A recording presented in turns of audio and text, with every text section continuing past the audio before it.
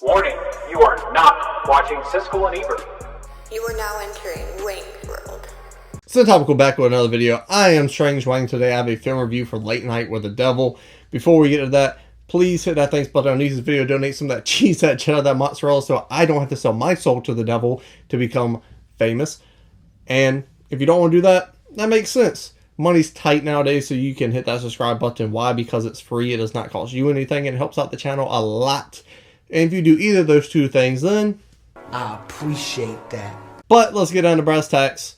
I gave Late Night with the Devil a 9.3 out of 10 Wangs. Why? Because this is the best, without a shadow of a doubt. I repeat, the best movie I've seen all year. Wow. And you're like, Wang, the year just started. That's not saying much, but Strange Wang doesn't like horror movies. Usually when Strange Wang watches a horror movie, he's jumping like a little bitch because I don't like to be scared. But this movie, stylistically, mwah. If I was wearing a hat, hats off. This movie stylistically so damn good. It puts you, the audience member, into a time machine. You're sitting at home watching a late night television show, much like Johnny Carson, much like Night Owls, as this film does. And you're in the 1970s. Stylistically, it helps you so much to buy into the premise of what this movie's selling, that stylistically, this film is Fucking perfect! And the way they set this film up as like a documentary, mockumentary, and they give you a little bit of documentary in the beginning, and then here's the footage from that notorious show, and we found behind the scenes footage. So you get the full show, which you have to mentally, this is an hour-long show, minus commercial breaks, so you're looking at 45 minutes, and then the commercial breaks in of itself, how they're timed and everything just matches perfectly.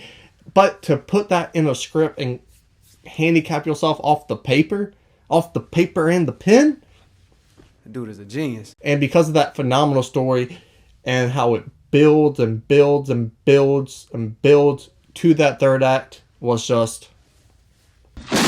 And the idea of only having a certain amount of characters that you go see on screen and off screen and developing those, they did very well. My favorite one was the guy who was just like, yeah, all that paranormal shit, fugazi, is fake, it's not real, because that gave us conflict to distract us from the big third act and help the film build and learn about characters, and added much needed conflict, investment to satisfy the audience. Because if you just did the paranormal stuff, it would have got too much out of hand. It would have been too much. It would have been not realistic enough. So it was a great appetizer to get you to that third act and get you to the big payoff and the big stuff with this, not exorcism, but talking to the devil on this late night show and where that would go. It's great to even have that character on there, and it was my favorite use of any character I've seen all year. Good job. If I'm being honest, every character in this film worked to perfection, except one, and it's not really a her thing, it was the situation the writer put her in. Her, the doctor, I don't know her name, her and the late night host, I don't know his name either. I'm a great YouTuber.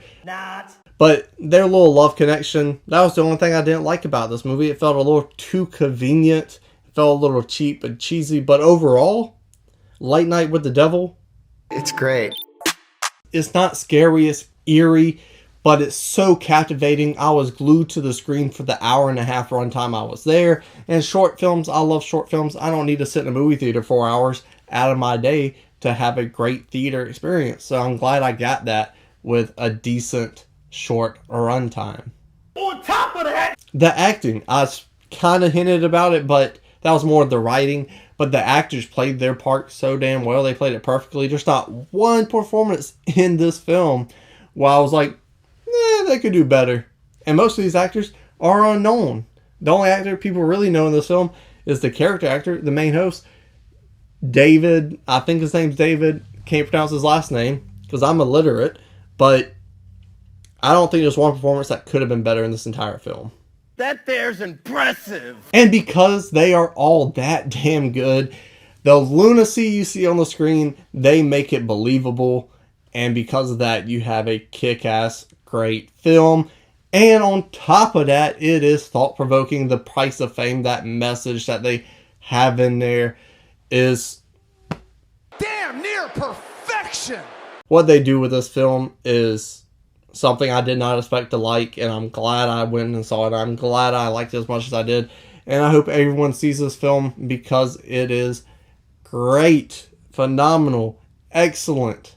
Incredible. This film works on every freaking level possible, and because of that, I had no choice. I had to give it a 9.3 out of 10 Wangs. Let me know your thoughts and opinions about this film in the comment section below, and miss me with all that AI bullshit. I think it's a bit redundant to say, oh, don't watch this movie. We want independent cinema. Get independent, new, fresh ideas in cinema. Don't ban this movie. Don't watch it. Boycott it. They use AI. Kiss my ass. Let me know your thoughts and opinions about this film in the comment section below. As I said before, scroll back up, hit the like button, share this video, and subscribe.